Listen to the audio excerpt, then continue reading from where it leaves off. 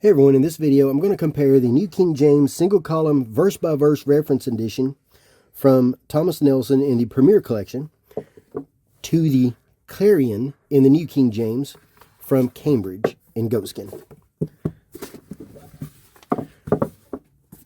So here's a look at the specs for both. Both are elegant Bibles. I'll cover the specs of each Bible in their individual reviews, which I will post links to. We have 72,000 cross-references with 36 GSM paper in the Premier Collection edition, printed in China. And then in the Clarion, we have, I think, the same references.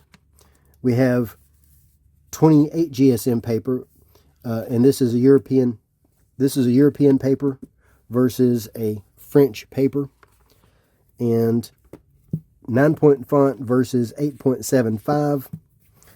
So let's just go ahead and do a quick comparison here. So made in China versus made in the Netherlands by Youngblood.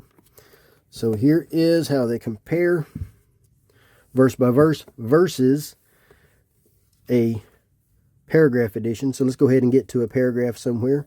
So we have Ezekiel 33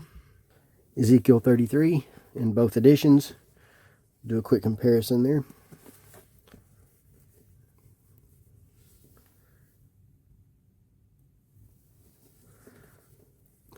The font looks slightly darker in the Premier Collection, but it is also very dark in the Clarion. Both have line matching. And I think the Clarion actually has a little bit more opacity, even though the paper is thinner. 28 GSM paper, but it has titanium pigment. I'm not sure what the pigment is in the Premier Collection, but it is a 36 GSM paper, and it is also a premium paper. So there's more to it than just the GSM. But this also is a premium paper. It does seem to have a touch more show through. The Clarion has a little warmer tone to it, which you can tell that if you compare them. If you compare the gutter for both, you can see slightly cream color here, where you don't see that in the Thomas Nelson. Thomas Nelson has red highlights, so you're going to see red section headings, red verse numbers, red in the header, while the Cambridge is black everywhere. Both are black letter editions, and both do have good concordance.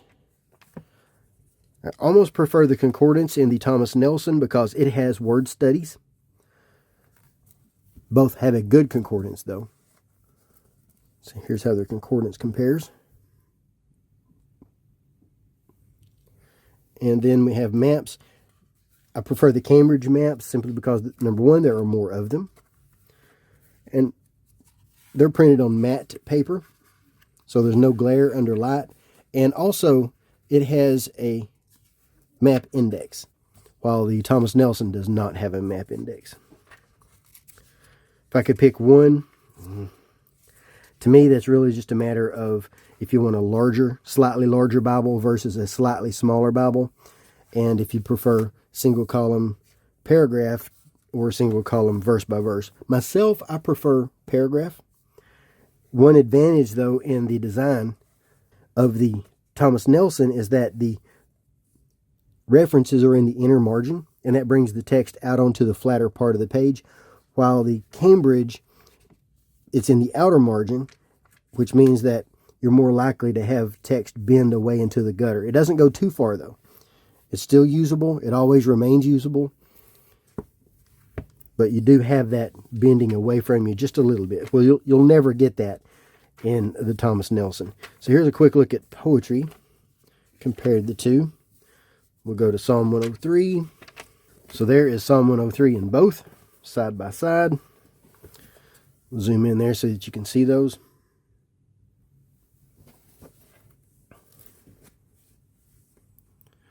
Kind of hard to compare them. Both are separated in good places. So in my opinion, both of them do look really good. I personally prefer a slightly smaller Bible, slightly smaller footprint, but with that said, this is not a large footprint.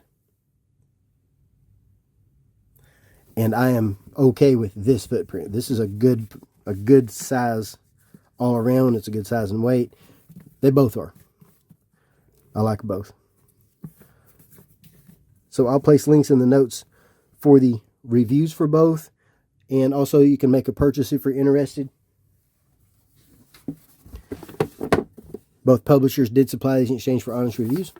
If you have any questions, you'll probably find the answers in the reviews. And thanks for watching.